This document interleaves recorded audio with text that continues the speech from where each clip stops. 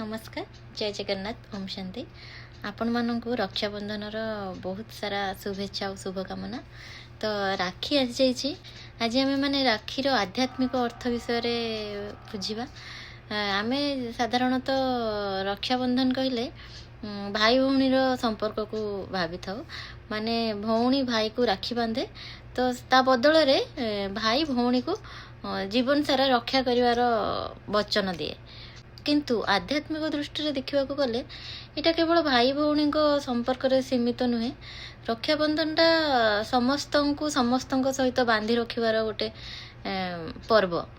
आध्यात्मिक दृष्टि देखा गले आम समस्ते जन जन आत्मा तो आत्मा और आत्मा से माने भाई भाई भाई भाई हूँ कि भौणी भौणी हूँ कि भाई भौणी हूँ समस्ते परमात्मा संतान।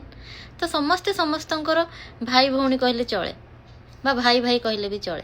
तो समस्त प्रति दायित्व रही रक्षा करिवार माने मोर भी आपण मान प्रति दायित्व रही और आपण मानकर भी मो प्रति दायित्व रही माने समस्त प्रति दायित्व रही समस्ते समस्त को रक्षा करेंगे जिते बड़े जड़े विपद पड़ी। यहाँ है रक्षाबंधन आध्यात्मिक अर्थ।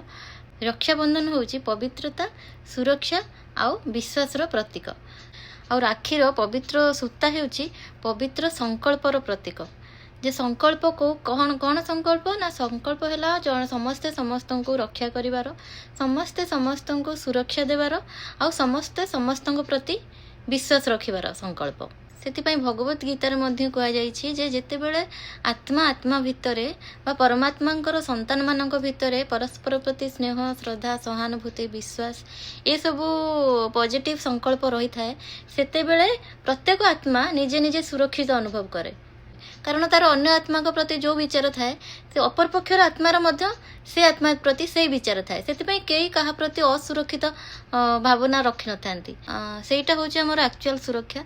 जदि प्रत्येक मनुष्यर अन्य मनुष्य प्रति से प्रकार पॉजिटिव भावना रहिबो कौन प्रकार नेगेटिव भावना न रहिबो ताले समस्ते सुरक्षित अनुभव करेंगे।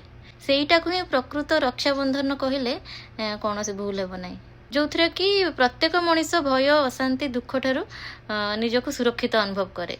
से श्रीकृष्ण कहते पवित्र हृदय और शुद्ध संकल्प व शुभ संकल्प ही मनुष्य जीवन सत्य रक्षा कवच। ओम शांति।